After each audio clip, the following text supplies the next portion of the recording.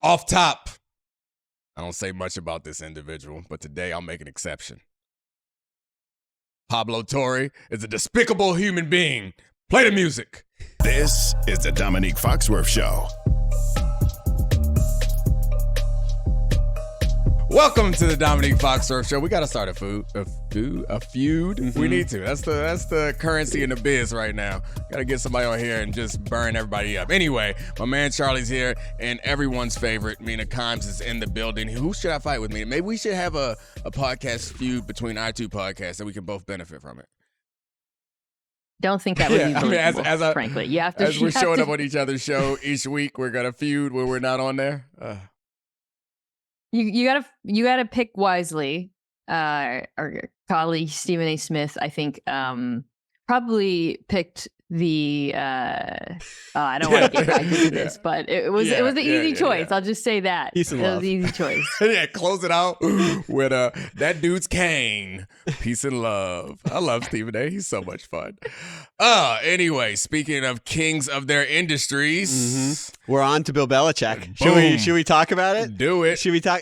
I want to spin this forward because I think that you'll be listening to this on Friday. You've probably heard a lot of retrospectives about everything Bill Belichick's accomplished, but I think that there is more for him to potentially accomplish after the way that things have gone since 2018 when Tom Brady left, which it's been reported he wants to keep coaching and he probably will keep coaching. What do you guys think is the best landing spot for Bill Belichick? And on the other side, which organization should want him the most? So the best landing spot, I feel like this ground's been tread quite a bit. You go to the quarterback, Justin Herbert's best landing spot. If you want complete control and complete power, which I think Bill Belichick does want, that might be the place where you can get that also. But I also think that if you look at Washington, it's not as bad as people think. If you're to the complete control and the flexibility and an early draft pick for a quarterback that could be good, and then there's the potential that feels really unrealistic right now, but that Eagles job is not actually open, but he has a quarterback. He has a front office man. I know Charlie's going to get there eventually. Sorry, Mina. I undercut Charlie before he got there. He's shimmying in his hoodie right now. That you have a good guy personnel, you have a quarterback, and their biggest issue right now is figuring out defense. And that's one thing Bill Belichick has remained a great defensive coach no matter what happens with injuries to the talent around him. Charlie low-key has like the wildest takes in our industry, by the way. Some of the takes he sends me, peek behind the curtain, Charlie helps run my YouTube and does great work, but he'll send me takes like, we should do a video on this. And I'm like, Charlie, if I say this will be a thing. Like, you can't just say. That's the point of YouTube, to be a thing. To be a thing. I'm trying to be a nerd. Okay, anyways, we'll get to his take. I don't share it, but in this regard, so excited. I think I agree with you. I think the two best jobs right now are the Chargers and the Commanders, but they're wildly different jobs for all the reasons you outlined. I think the one that makes the more sense between the two for Belichick would be the Chargers. I like him better as someone who can come in, fix the defense, not a lot of resources to do so. The offense is not the problem, although I think there's some personnel issues on that side of the ball. You have the quarterback, whereas Commanders, to your point, that's a complete rebuild. That's a blank slate. It's a really appealing job for that reason, especially with that number 2 pick. They have the most cap space in the NFL right now. But that feels like a multi-year project as well. And I think for Belichick, it makes sense to go to a team where he can, keep winning games now. I will say one more thing. As we think through these jobs and what makes them attractive and which one might be appealing to Belichick, to me, it makes it even more glaring and dubious that the Bears didn't move on. Because if they did, I would say that's the best job of both of these, of any team, because you have that defense that has been fixed. Granted, Eberflus is part of the reason why, but you have good players. Offensively, you have, not just the first overall pick, which I think they're going to spend on the quarterback, but resources to continue improving the offense as well. that's a good team, and they're sticking with the coach. I don't know if that's what I would do. We don't have to personally. talk about Carolina because it's not a job that is anywhere close to the value of Indy's job. But I think putting Atlanta on the table is worth considering. And talking about Saban a bunch, because as you guys all know, he retired too. One of the things about Saban that, in talking about Monty, he and I both just kind of came to the conclusion that Saban was really self-aware. And I'm not sure that that Bill Belichick is that self-aware. So the argument for why he should go to the Eagles requires him to have a self-awareness that I don't think he has. But the Falcons, I think, is a situation. And again, this is a long shot because I think Belichick cares a bit about the prestige and the history of the organizations and all that stuff, even though he created the history in New England. But down there, you got a lot of offensive talent, a defense that, again, has gotten better and is talented enough to build around. And you got what Belichick loves more than anything. And this is where the self-awareness point comes into it. That division is dookie. And Belichick loves a dookie div. Loves a dookie div. Oh, he feasts on a dookie div. Mina, one of the things I thought about the Bears job, can you imagine how he would blow those picks? Drafting like all those picks that he has. Back. Oh my, it would be glorious to see him drafting lacrosse players in the third round for Caleb Williams to throw to. Well, it sounds like he's willing to not be the GM. At least that's the reporting we've got out of New England. But yeah, it is. I mean, and the court, like I say, like, oh, the first overall pick, it's so easy, but it's not easy. The quarterback, I think it's going to be debated really seriously between now and the draft, between not just the top two, but top three guys, Williams, Drake May, and Jaden Daniels. So there is potential to mess that up. But I just think, I mean, God, they're in such a great position the top two, right now. Coaches available right now, we would say, is Harbaugh and Bill Belichick, right? Like Vrabel. Oh, I think it's a legitimate top three. Okay, well, Vrabel, let's leave Vrabel out for a second. We'll get to him eventually. But I'm thinking Harbaugh and Belichick are the top two available. This is a question of how bad you want to win. Because if you're the owner of a team, both of those are going to make you miserable. They are going to wear you the hell out. And do you want to put up with that for a chance to win the Super Bowl? I think the answer is always yes. I really wish that one of them would go work for David Tepper, because I just would like to see someone who is just as much of a jerk as David Tepper working it. Like, the reports out of New England over the years have been outrageous to the point where he won't speak to the damn owner of the team as he walks through the hall. You won't even give him a head nod. You won't even say hello. Like, he seems like a miserable person to be around, but he wins enough that it's worth it. I kind of like him. He's my type of guy. No. I'm friends with you. I am the sweetest guy you ever met. Harbaugh, you like Harbaugh. You don't like Belichick. I must win. Oh God. Maybe we can drop in the sound. I mean, there's a clip of him from when he was a quarterbacks coach at the University of San Diego, and he's talking to high school kids in a local gymnasium, and he has the old school overhead projector, and Harbaugh punches the projector so hard because he's saying, as a quarterback, I must win. I must win. And to me, it's like the best Harbaugh moment. But I do have to ask you, Mina, if let's just say this is a total hypothetical, because I think this is indicative of how you view Bill Belichick's long-term coaching prospects. If you opened up your phone, you're like, holy I have a notification. Adam Schefter has just tweeted that Bill Belichick is the coach of the Seattle Seahawks. Your reaction would be what? Thrilled. I'd be thrilled. Yeah. And I think there are people who might say, whoa, don't you want to go with like somebody who is there? Dan Quinn is the leading candidate, or one of the young, brilliant offensive mind, Ben Johnson, or defensive mind, Mike McDonald. But the problem with the Seattle Seahawks over the last 6 years has been the defense. It's been really bad. And whatever you think about Bill Belichick and the offense and the drafts, that dude can coach a defense. And that defense has continued.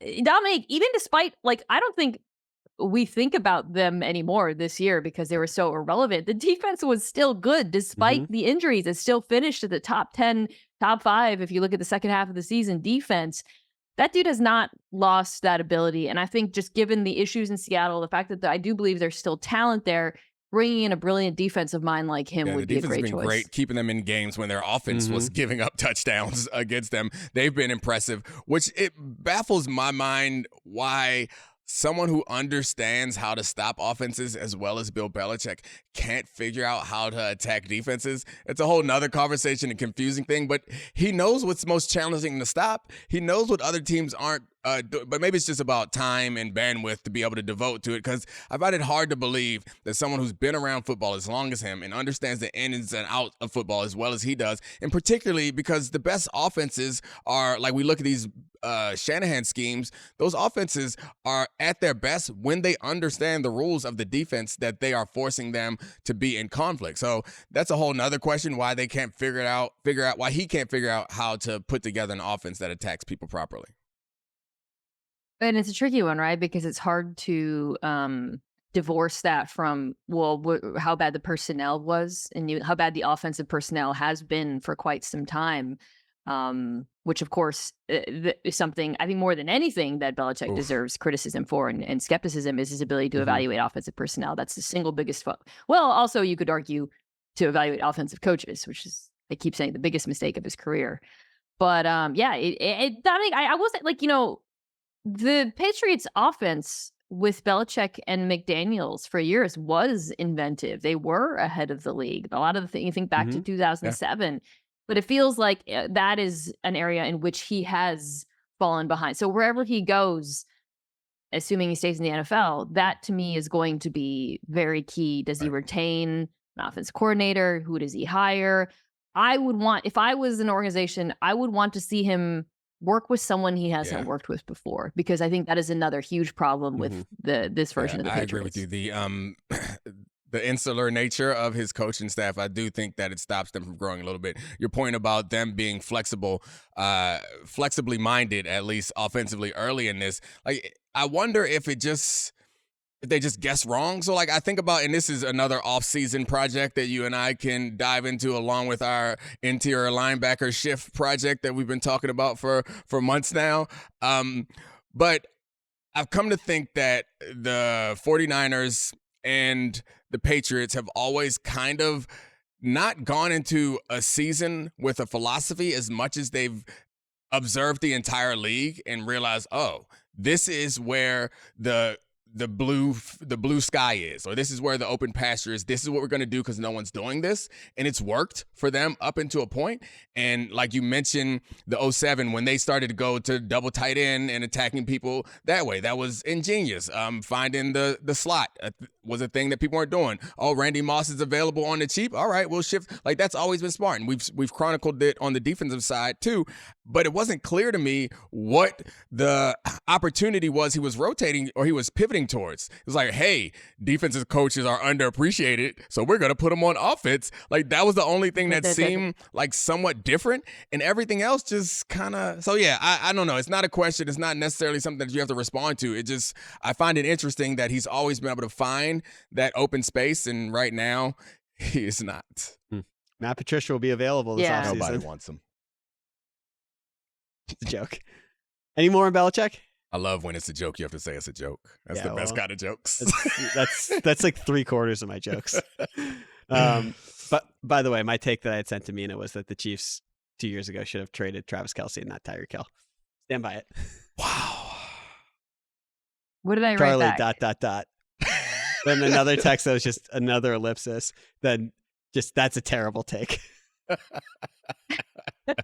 You really shoot from the hip. I do appreciate that. This is, some of the best ideas are born from the worst ideas, which leads us to our next topic, which is actually about the Chiefs. But, okay, we are going into Super Wildcard weekend, and the Chiefs and the Eagles are playing. Earlier in the season, it could have seemed like neither of these teams were playing. Both these teams would be Super Bowl favorites. They'd have buys, but they have had really tumultuous seasons for different reasons.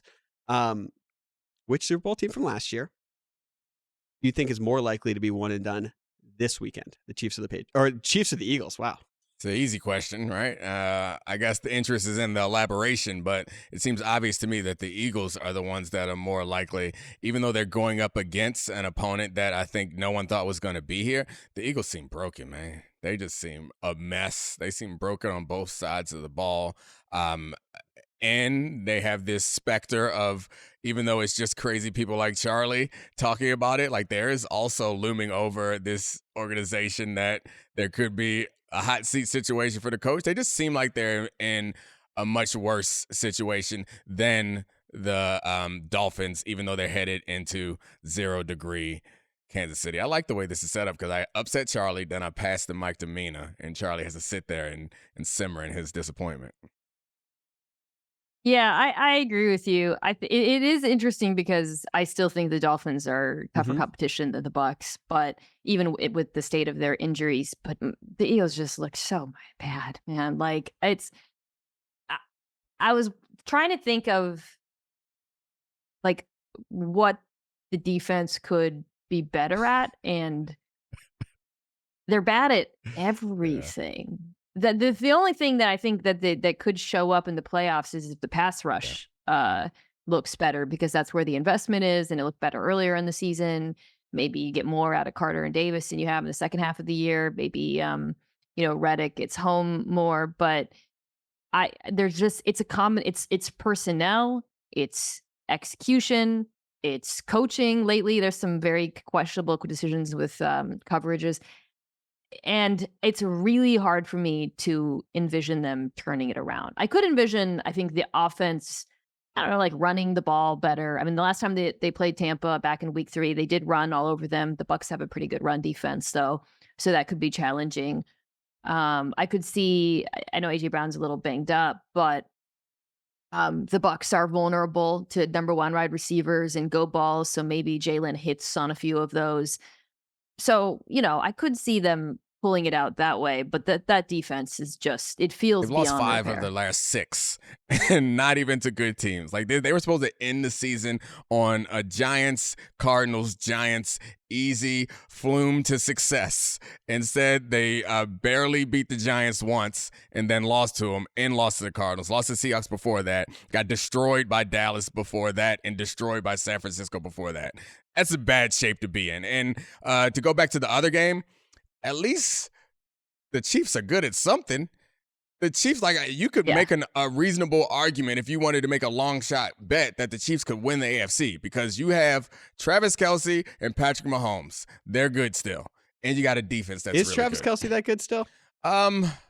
Yes. I think the combination of Travis Kelce and Patrick Mahomes. I don't know that you drop Travis Kelce on any other team, but I do think that the continuity that they've built, and particularly in the red zone, is something that is hugely valuable when those 4 points, that 4-point swing from kicking field goals to scoring touchdowns. If you have a player that increases your probability of scoring down there, and when you only got 10 possessions, he's good.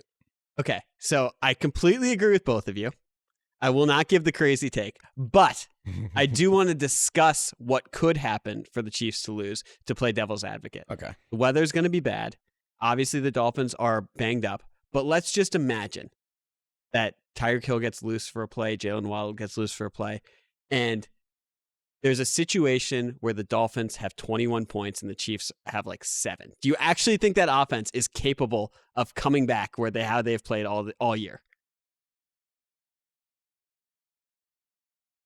It's tricky, but this Dolphins defense, I mean, Charlie, they're down to their 4th pass. They brought in Justin Houston. How old is Justin Houston? He's actually probably younger than I think he is. In my mind, he's 50, but he's not actually 50. He's football 50. They are just so up against it on that side of the ball. I mean, it's Jalen Ramsey is like the Cheeto meme holding the door right now. You could put him on Rice, I guess, but then, Kelce, I think, will have some opportunities, especially they can attack the linebacker position. I know this Chiefs offense stinks. I know that they've been stinking for a while, but I believe in their ability to move the ball against this defense because of how the injured first they part of your scenario seems really, really unrealistic, but let's accept that it happens because it can happen. I'm just saying it. First of all, getting there is a hard place to get to for me, but let's get there. For the audience. It happened. We're there for the audience. He wants to know if the Chiefs offense can lead a comeback. They fumble a punt return. Okay, we're good. We're down 21-0. Yeah. Tua throws a screen pass and Tyreek Hill does all the work. The real one of the things that changes quarterbacks' output or production more than anything is pressure. they can't get no pressure. Yeah. And so if no you have, Jalen Phillips, no Bradley Chubb. Right. If you have a court. No, No Andrew Ginkle. Ginkle, They lost the which is a Gink. sentence that Van Ginkel. actually Yes, matters. they lost the Gink pass rushing with the locks. I could see Patrick Mahomes if you give him the time. And I know these receivers can't catch. He might have to hit them 3 or 4 times before they catch it, but he's going to be able to do it. And so I do think that I could see him putting together a comeback against them. It seems unlikely against most teams, but if you're not going to get pressure on any quarterback, the quarterback, like Jared Goff is among the best quarterbacks in the league when there's no pressure on him. What about Patrick Mahomes with no pressure? All the time that he can buy, sooner or later, Kadarius Toney is going to get a ball caught in his face mask and cross the goal line. Oh my God. I played this clip after this What? weekend. You just jinxed them by saying Kadarius Toney is going to be scoring a touchdown in this game. I didn't jinx him. I said ball caught in his face mask. That unjinxed the jinx. You know what I think is really interesting, and Dominique, I talked about this a little bit on my podcast with Bill, is how Vic Fangio approaches the pressure question. Because last week against the Bills, he blitzed Allen a fair amount. This is not a defense that blitzes a lot, but obviously desperate times call for desperate measures. They zero blitzed Josh Allen, and it actually kind of worked.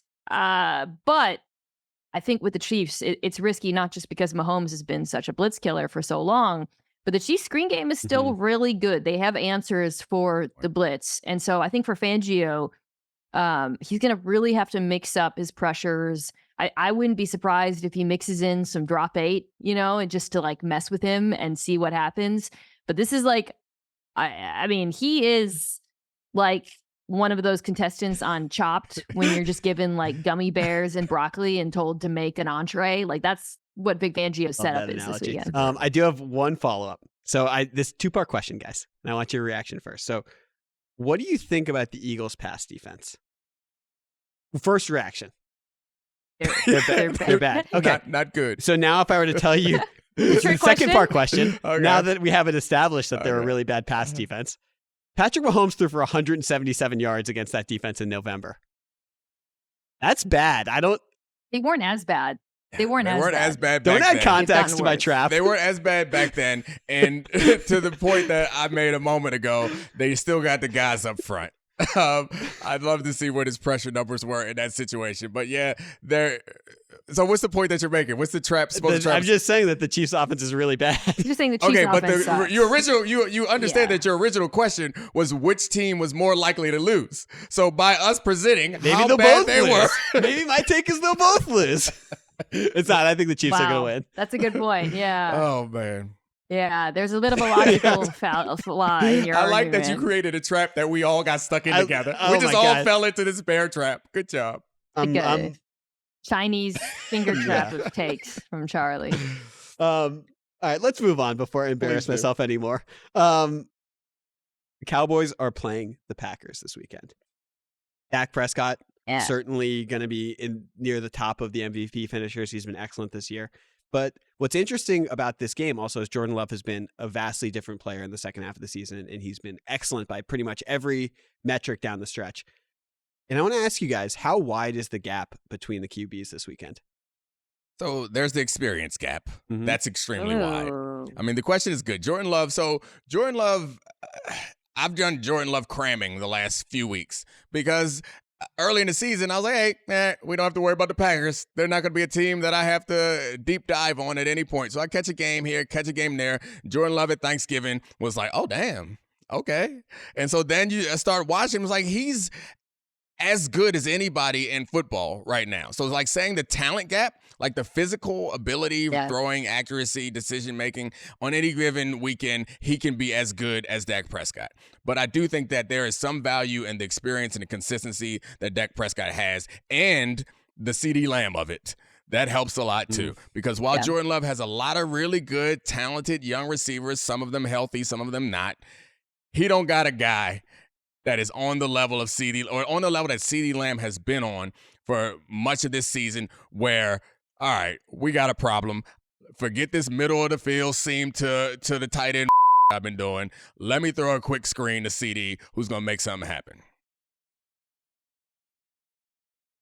He also has to play the Cowboys defense, and Dak gets to play the Packers defense. If you switch sides, I might I would take the Packers. Well, that's the Packers had the Cowboys defense. So but my point is that when we're talking about these quarterbacks, the matchup is just so much more favorable for Dak. Not just because the Packers defense stinks, but they stink in the ways that he is awesome at, like throwing over the middle of the field, slants, all of it. Crossers. And I don't think that there's an answer for CeeDee Lamb on that roster. I have absolutely loved, no pun intended, watching Jordan Love this season, and he's probably like my favorite. I call him my league pass quarterback because he's the guy I'll just turn on. Like, it's just fun to watch him. He looks like he's having fun. But I think, like, as good as these young skill players have been, there isn't a CeeDee Lamb in the mix, and so it's harder to predict whether or not they'll be able to exploit the weaknesses on the Cowboys defenses, which are much smaller. League pass quarterback higher on your list, CJ Stroud or Jordan Love? Because I feel like those are the guys that when you watch them, I get a little tingle. It's like it's high reward, and I'm never like set. Dak passed that a long time ago because of the pressure on Dak, where when you're watching Dak, it's like anxiety inducing. And I feel the same way about Lamar Jackson at this point, where it's like, come on. Lamar's a great league pass quarterback. No, he's a great league pass quarterback for you because you did not have invested in him that he was the best quarterback in the draft. And when I made that projection, I also said that Nathaniel Hackett was a talented young offensive coordinator. Mina knows about this from a text conversation. I'm not proud of it. We did our story from 2018, and we were going to dime out on that about headline. Lamar Jackson could change the league. 2018. Or bring that back for the Super Bowl if they make it. That's a good question. They're both really fun. They're really different too. Not really different, but they are. CJ Stroud is more of is more like Dak than Love, right? He's more of the technician. Slice you up from the pocket. Jordan Love is great from the pocket, but he's more of the like Aaron trick Rodgers. shot artist. Gives you Aaron Rodgers vibes, young Aaron Rodgers. I also think that we got to get him out of Green Bay. Got to get him out of Green Bay. Why? Because quarterbacks who are great quarterbacks in Green Bay for an extended period of time, I don't know what happens when they get out of Green Bay. They start acting weird. Every interview I see with him, he is the most 24-year-old dude ever, and it's delightful. You know about the silly body? We talked about that, right? What's that? Silly body. His the Packers, some account, I think it was maybe their official account. They did like interviews with the wives and girlfriends of players, and they asked them, "What's your partner's beige flag?" And Jordan Love's girlfriend, who seems lovely, revealed that he calls getting tickled having silly body. That's adorable. So the Packers player all made silly body T-shirts. Oh, that's so cute. Is so funny. Man. I've been using it when I tickle Nino. I'm like, silly body, silly that's body. Cute. I love it. It's my baby, to be clear. I'm going to silly body my kids tonight. And they're going to think I'm so weird because my youngest is almost 8 now. They're like, why are you tickling me? I'm 13. Get off of me. I hate being tickled. Last playoff question. Browns and the Rams. They're two of the trendiest teams going into the playoffs that people think could make a run. And I don't even know if these teams will win their first playoff game, but in theory, which team do you think has a better chance of winning multiple playoff games going on a run, the Browns or the Rams? What do you think, Mina? I think it's all in the phrasing of your question, because I think the Browns are more likely to win this weekend, but after this weekend, I would tip it to the Rams. If they can get past the Lions, they strike me as the team more likely to make a run because of the offense and the quarterback.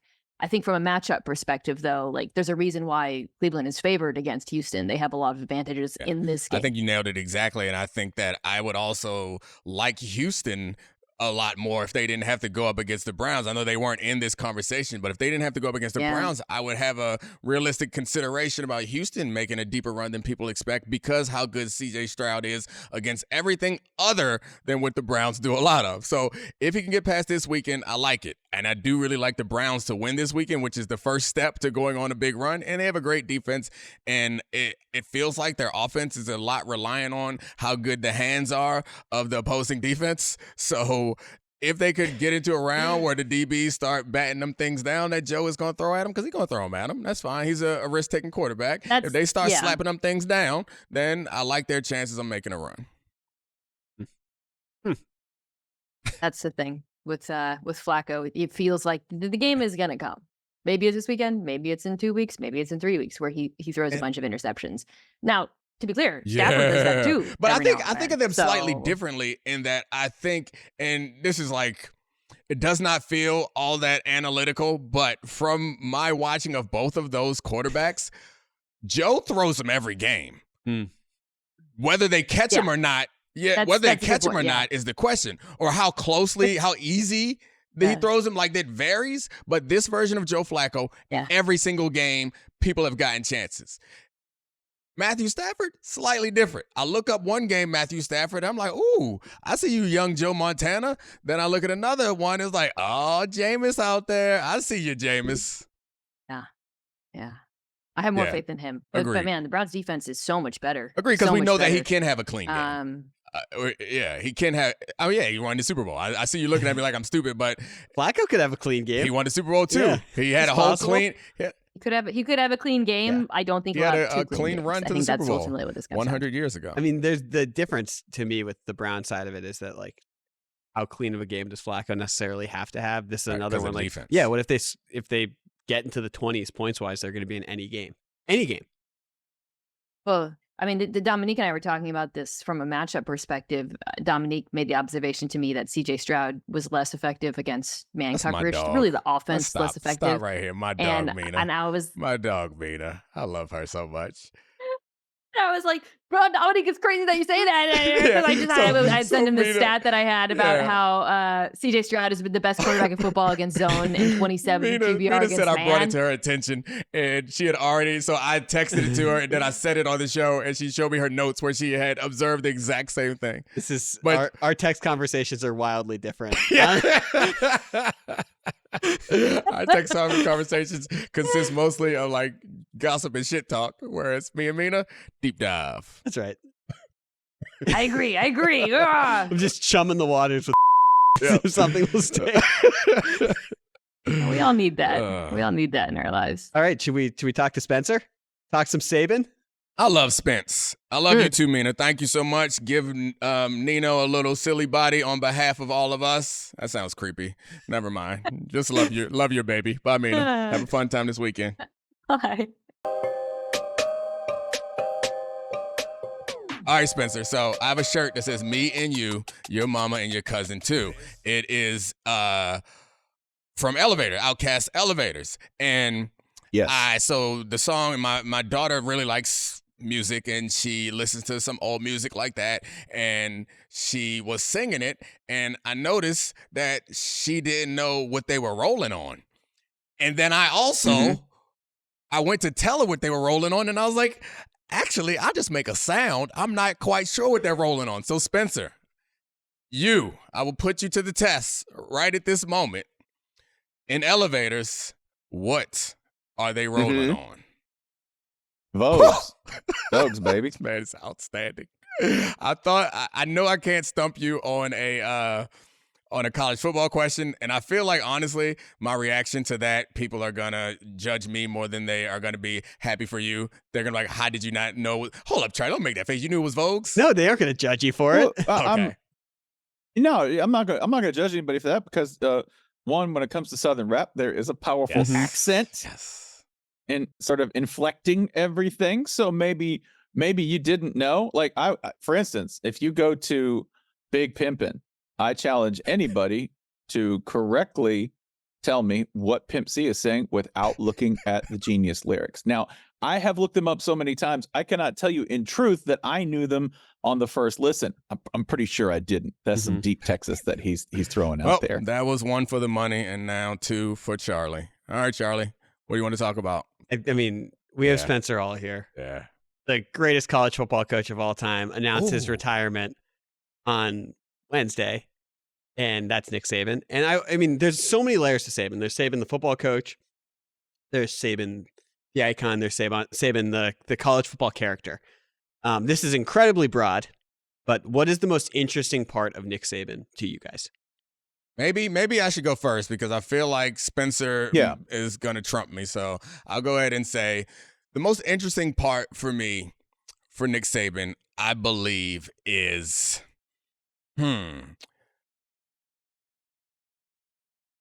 it seems I'm trying to find a better word than the success. So like reading over all of his career now, you see how he's gone everywhere and he's had success in a bunch of different places, presumably in a bunch of different ways. And I think it's his ability to evolve has been like the thing that sticks out in my mind. Whereas we've seen teams, coaches, players, organizations, programs pop up across a bunch of different sports. It's so rare to have someone be able to evolve and then go out on top. And I love, not that I'm a Nick Saban like fan or Alabama fan, I love that he was able to get this win against Kirby Smart just before he walks out the door, because everyone else, as it seems like Bill Belichick is switching teams and just about every other player and coach, eventually you have to be so obsessed with this stuff that you don't walk away from it.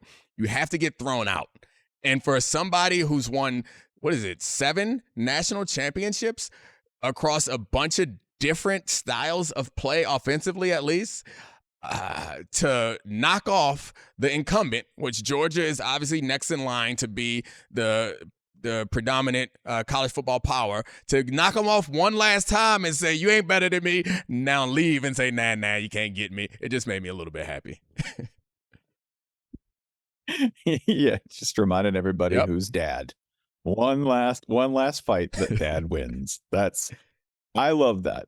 Now, the thing I keep thinking about, and the thing I wrote about for Channel 6 today was this. It's one thing to look at him internally if you're an Alabama fan, because typically when we look at a coach, we look at him from inside out. We go, okay, well, what did they do in their program? And then how did that move out? I like to look at him as like his impact. And I mean that literally, like as something that hit college football and then just laid waste to an entire swath of the sport. It's not as if his victory and his dominance at Alabama was his alone in terms of impact. That man caused so many things to happen downstream that you don't really realize until you start to think about it. For instance, in 2008, that's really Alabama's like, we're back and y'all are in trouble season. All right. They don't win a title. They don't even win an SEC championship. But what happens that year? They destroy number 9 Clemson in their opener. I mean, mangle them to the point where Tommy Bowden never recovers. He never coaches a game after that season, by the way. Knocked him out the league, right?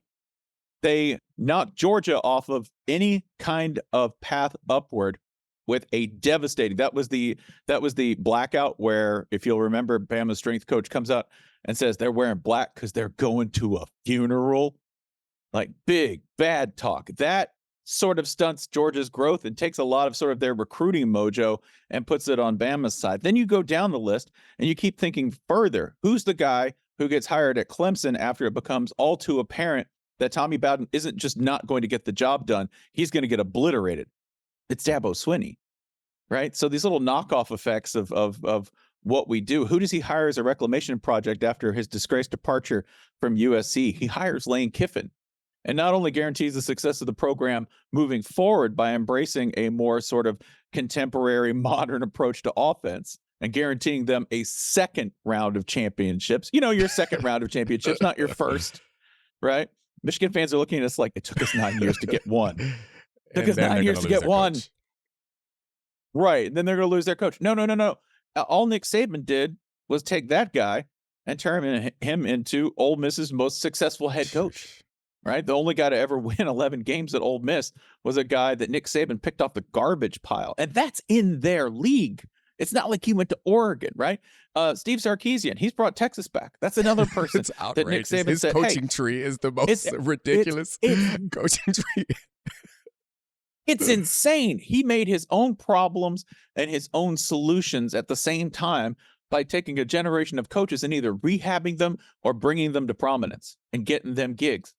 It is bonkers. We got one here in Maryland. The impact Mike that he's had. Who was offensive coordinator down there. Yeah, his impact is absurd, and the impact or the you kind of explaining the metaphorical connection between like actual physical impact. You're right. It kind of feels like that. And I'm often reminded of how we think about college football as so regional, and there's no advantage that Alabama has other than history, I guess, for why they should. Like, if you look around all of college football, there's a lot better places. And right now, Georgia, like, that seems right.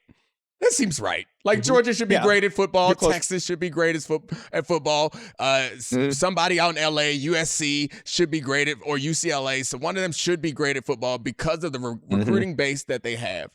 Alabama's in the South, but LSU was the place where he first won his first championship. And that was the place where, if he had decided, or if you were to predict where you could build a power, you would have thought it was at LSU, given all of the talent that's in that area. But he was like, nah, I'm going to go over here where Bear did it and somehow go to the place where one of the best coaches of all time in college sports was, and go be better than him in that spot. Yeah, it's mind-blowing. Yeah, we got to remember, by the way, at LSU, like, we're taking all of the Bama resume into account because it's the most recent and the most spectacular. The best job he did in a short span of time was LSU because he changed who they were. This is the thing that Saban has done at least 2 schools. And maybe if we went back and looked at Michigan State, I imagine that's a pretty drastic change there too. At LSU, they didn't get the talented black athletes in Louisiana as their first choice. That was a cultural change that Nick Saban affected, right? That he came in and said, y'all are missing everybody because they don't feel comfortable here. They don't feel loved. That changed overnight when he got there. Marcus Spears will talk about that all day. From what he accomplished there and taking this place, which LSU was always talented, but they were always very disorganized. That's not a problem in Alabama. Alabama, if you want to know what they have, you say, well, it's in Tuscaloosa. Like, what do they have? They want it. They want it, and that's the thing that the entire state hangs on, right? Realistically, Alabama and Mississippi both should have 1 school. They have 2 each. Right? So there's this constant squabble over resources. Alabama has managed to come out on top because, 1, it is the flagship power center of the university. That's where all of your lawyers, legislators, future country club barons, they end up at least spending some time in Tuscaloosa because it's where you get to meet and greet and know people. And where do you all meet? And where's the big party? It's at the football game. And who do we all root for? The Tide.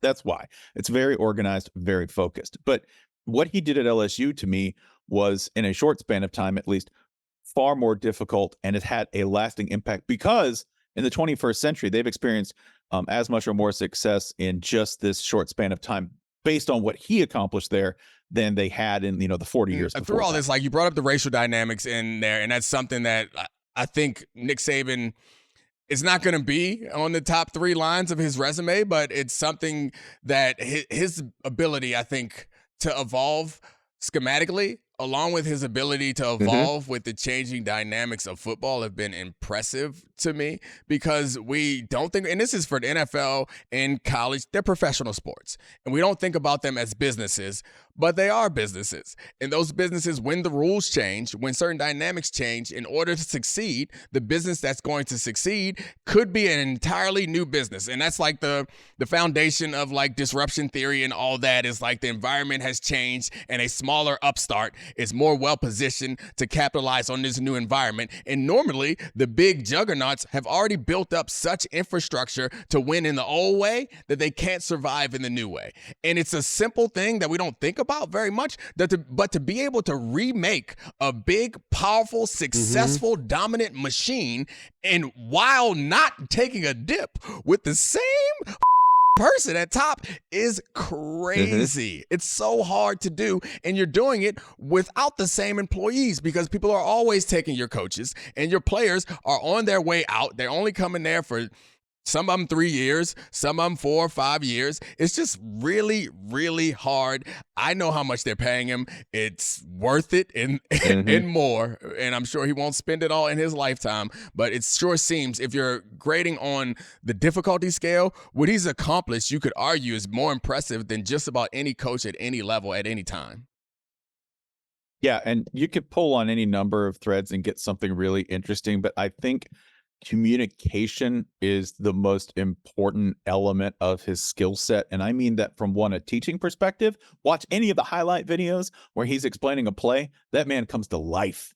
If you think he's dour, if you think he's this kind of like perpetual grump, I think you're partially right. But at the same time, if you watch him explain a play, nails. Even if you don't understand all of the terminology he uses, and understand all of the terminology you hear a defensive coach speak at any point, it's 60 to 70% his verbiage, right? Like sniffer, rat, all of these, catch, all of these like seemingly obscure terms. You start speaking that language to defensive people, they get it. The thing that amazes me, and to go back to the like bullet point on his resume where, he really managed to reach out to everyone and make the program belong to everyone. He can fit in any situation. And I think that comes from, a determined ability to communicate. And I don't think that's natural. That makes it even more amazing to me that he is not a natural Mac Brown, hey, how's your grandmother kind of guy. No, he's a guy who gets 5 pages on your grandma, learns all about her, and then comes in and goes, I like your tulips. You're pretty proud of them, right? Because he saw it on a scouting report. It's a man who made a routine out of scouting people, which is also like another layer. There's a story Kevin Van Valkenburg did on ESPN.com where he talks about bringing in a motivational speaker. And the motivational speaker says something that I don't think Nick was real happy to hear. This is at LSU. And he walks in and this guy says, really an important part of getting to the goal together is appreciating each other. It's appreciating each other. And you could just, from the way he looks, he's not real happy about this. There's a silence afterwards.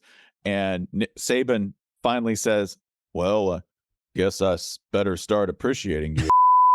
That's somebody who didn't want to do it, but knows that if somebody says it's going to make the team better, he just made it part of the code. Incredible. Yeah. He just put it in the system. He is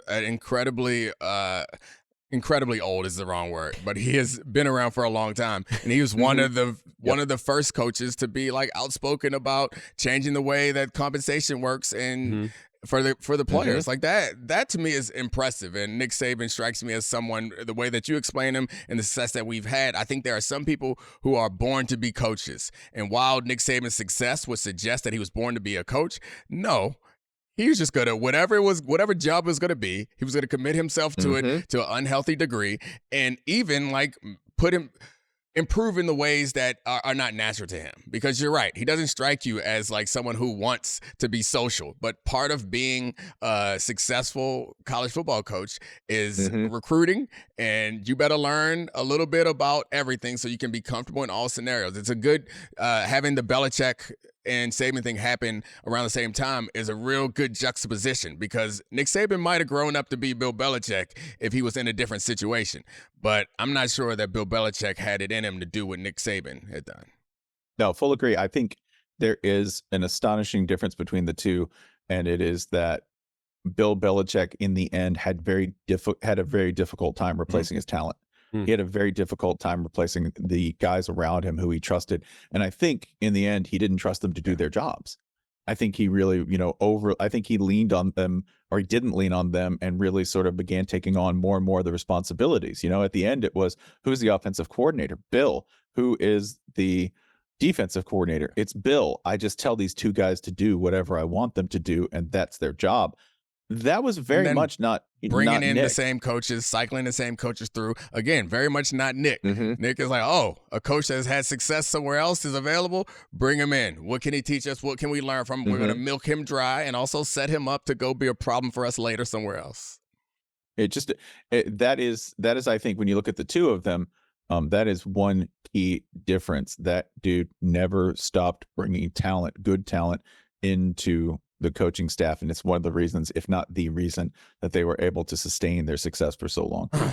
That was fun. One final question: just do you view this as an exclamation point on a period of college football, or college sports actually? Because it's been reported that he was sort of unhappy with the fact that you have to recruit your own roster every single year. There's so much turnover. We're going to power conferences where it's going to be harder in theory to win national championships, even though it's easier to make the playoff. Do you see this as the end of this style of college coach, this level of dominance, this type of dynasties with Nick Saban gone? I mean, it's the end of the style of coach that's Nick Saban. That's it. Like, I'm not going to take anything general, because you can't make generalizations in Nick Saban's case, because that is the only one. This is the mistake that people made when they try to hire too many of his assistants or just take a guy because he was on staff. If you want that magic, it's in one person's hands. I would say that if Nick Saban wanted to, he could convert himself into the type of coach that could could thrive in the new climate. He don't want to. So to your point, it's not the end of anything because there was only one. There weren't other ones out there like Nick Saban who had this ability because, as we mentioned several times, he's changed his style a number of times to fit the current structure of the business or the competitive landscape. So, I do think that we are in a point right now. It seems like for the past 3 or 4 years. An exodus of college sports dignitaries. Not even about that, but the last 3 or 4 years until the coming 3 or 4 years feels like a volatile, transformational, like transitional period in college sports. What it's going to be after this, I'm not sure. But I don't think that we're at a settled point, and I think Nick Saban wasn't trying to stay and find out. I had to ask that question because otherwise I was just AJ Hawking that whole segment. So you just had to ask a question. Yeah, that's right. So that it's not just you, just your face on the side. Couldn't be Hawking. Just pipe right in with 2 words that could derail the whole thing, right? Like chemtrails, huh? To be fair, you're not nearly as interesting to look at. It's 100%. It's not a compliment or an insult, just a statement of fact. Put a bookcase behind me. Last thing before I let you go. I am currently in search of a podcast beef because it seems like that's what's popping in the industry. Would you and your compadres be interested in a podcast beef? Oh, we're terrible at it. No. Damn it. Like, we're so bad at it. So if I just start shooting shots at y'all, you're not going to shoot back? No. And you think that's because we're like, no, we're going to focus on what we do, right? We're just going to let the haters run off our back. I'm going to let you in on a secret, Dominique. We'll forget it 10 minutes after you did it. We'll get distracted by something shiny. It'll just like another fly on the wall will buzz and we'll just smack at that instead. So we're terrible. Well, tell Holly I said that the Citrus Bowl doesn't matter, and that's all. I'll let that sit there for a little bit. And also, Florida will never be back. They will never be back. Beat it, Spencer. You can't be more pessimistic about Florida than me. See, that's the trick. That's the trick. I'm like, no, I'm gonna die, and we're never gonna see another hopefully championship. Holly bites. I got it. All right, thanks, Spencer. All right, later. All right, next up, Bomani Jones. All right, welcome in, my man, Bomani Jones. I appreciate you. I just got off of your fine show, as everybody knows. The Right Time, Bomani Jones. Go download that, rate it, review it, share it with a friend. After you rate, review mine, and share it with a friend. There's some good conversations that they always start at sports. They go a bunch of different places, Cat Williams and a few other things. But I want to bring it back to the coaching situation because we are on Key Card Week, as you would call it, Key Card Monday. You don't call it Black Monday. Everybody else calls Black Monday. We ain't do nothing to deserve that. Yeah, but I mean, it's also like, you're doing favors for these people. Get them up out of there. You got to go. But it don't feel like Black Monday because the black people don't never get the opportunities that we would expect them to get. Yeah, but however, Black Monday would be a day where nobody got hired. that is Black Monday. However, it is sham season. Rooney Rule, people getting hired everywhere. I guess the thing about that I wanted to chop up with you is there some value to it? Because I find that I'd be annoyed if I knew I was just getting rolled out there because there are people that I know have no chance of getting jobs that are getting interviews right now. And even if I knew I was going to get the job, I've done it before. I'm going to go on that interview, and I guess the assumption is it's the experience or at least the high-profile nature of it helps raise the profile of these coaches. You think it's worth doing? I don't think it's worth doing if you're like Leslie Frazier, right? They're not giving your old that job. You know what I mean? Like you just doing them a solid if you decide to go do it. Like, I don't think it's worth it if you're Leslie Frazier. Everybody done seen your movies. They know whether they are or not feeling you in that way. And let's be honest, we all know they're not feeling you in that way. If you are Brian Johnson of the Eagles, let's call it Thomas Brown.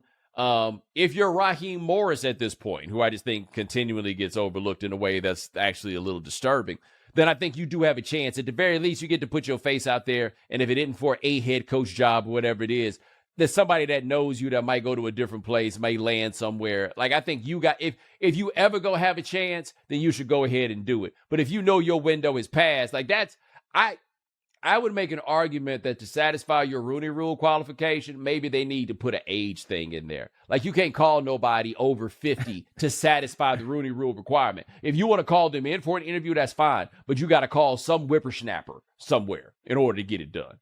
Well, I mean, they gave it to my man in Houston that time. Yeah, but that was they couldn't get that job away. I said something about D'Amico Ryans and how he should be coaching the year because in 3 straight hiring cycles they had to hire a black dude, and they're like, oh, so it's bad to hire black people sometimes, yes, but the bottom line point is they couldn't get that job away. They wasn't asking no self-respecting white man that had a resume to take that job. They was going to ask Josh McCown to take that job. He did not have a resume. But otherwise, they would not dare embarrass themselves asking a good, hard-working white man to come deal with that. They would never go do that, right? D'Amico turned that into something. What is the blackest job available? Because I don't know if people follow this show. We've had this conversation. Carolina's that job right there stinks. That boy Thomas needs to ask himself a real question before they come in his office and be like, hey man, how'd you like to move down the hall? I don't know.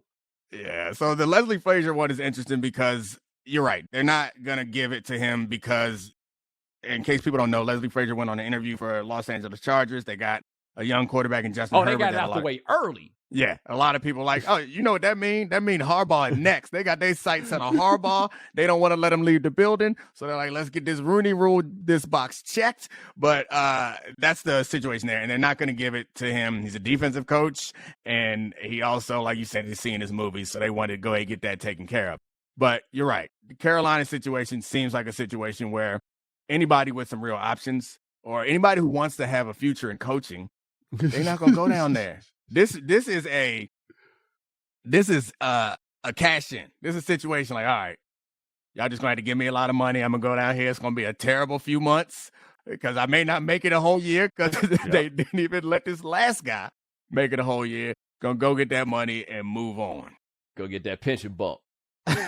That's it. But the other thing that popped in my head was the Giants situation. So Brian Daboll, coach, you're already laughing. For those who don't know, Wink Martindale, defensive coordinator, very aggressive play caller, but generally seemingly a liked guy around the league, a pretty even-keeled guy. Brian Daboll, fiery coach.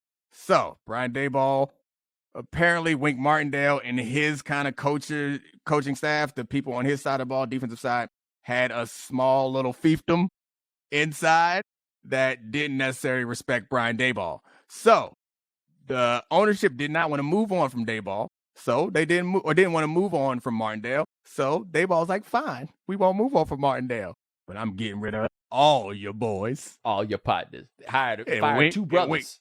Yep. I mean, they were Wilkins. brothers in the sense that they was. Yeah. Well, are they brothers too? No, they are. They are. I believe that they. Oh, no. I don't know that answer, honestly. I'm pretty sure it's like Kevin Wilkins or something like that. Yeah, that sound like it's Wilkins. It's worth a Google. Well, they're related. I know that. Yeah, I know that they were related, but I was wondering if they was brothers and they was brothers. I don't know how closely related they are to us. Oh, no. Couldn't be farther. Couldn't be farther. They are brothers to each other, and that's where it stops. So early in doing this media stuff, I would often like make parallels to like normal jobs, and something you said a while ago stood out in my head, and that reminded me of it. Is like, this ain't a normal job because this man, Wink, he still got money on his contract, went and snapped on the head man in charge and left. And at this point, when we are recording this, they still ain't heard from him yet, and they waiting to hear from him. Like, no. No. They got back. They compromised. They brokered a peace. They don't owe him his $3 million, but he could go find a job because they was about to be staring at each other. And I got to be honest, man, I thought Wink had more gangsta in him than that. I was just going to sit here just like this.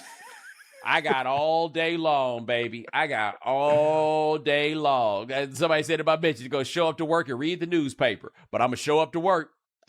That Wink Martindale situation, though, he's a good coach, but I think the best place for Wink Martindale is a place like the Giants, and that's why they moved on from him in Baltimore.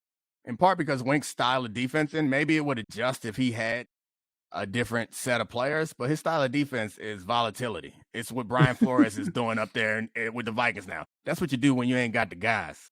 And I'm not sure that there's a championship level defense that wants to bring Wink in unless they got some corners, because he's going to put some pressure on his corners, man. Yo, and I imagine it's got to be fun, though. Like, what we about to do? We about to get it. Oh, yeah. No, That's what we do. play in that, it's great. But that's right, because you played in that. Who was the coordinator when y'all were playing like that? It wasn't even the coordinator that was aggressive. It was Larry Coyer. But it was something that came to be. So my rookie year in Denver, we did a bunch of aggressive, crazy zero blitz in just about every third down. And it was our answer to the fact that we didn't have a great pass rush. And it was like, all right, we don't got a great pass rush. We're going to put some pressure on him. It's going to be high volatility. But as a DB, like, I love that. Like, all right, it's going to be quick or it's going to be deep. I can run. So as long as I can tackle these short passes, we're going to be good to go. But as an offense, when you out there, you don't love seeing that, because we going to give some up. I'm going to just say that. We're going to give some up because everybody ain't going to make all them tackles. There are going to be some trap plays that get to the second level. Well, there's no second level when you are doing zero blitzes. That's a great There's point. one level. The second level is the end zone. That's why they say level 2, the goal line. They're thinking the exact same thing. Yeah, but there aren't very many jobs where you can act like that and still keep it or negotiate a peaceful exit, which is what he did. Yes. I appreciate you, brother. Thanks for spending the time with me. All right, Bomani. Again, check him out the right time. This is the Domonique Foxworth Show.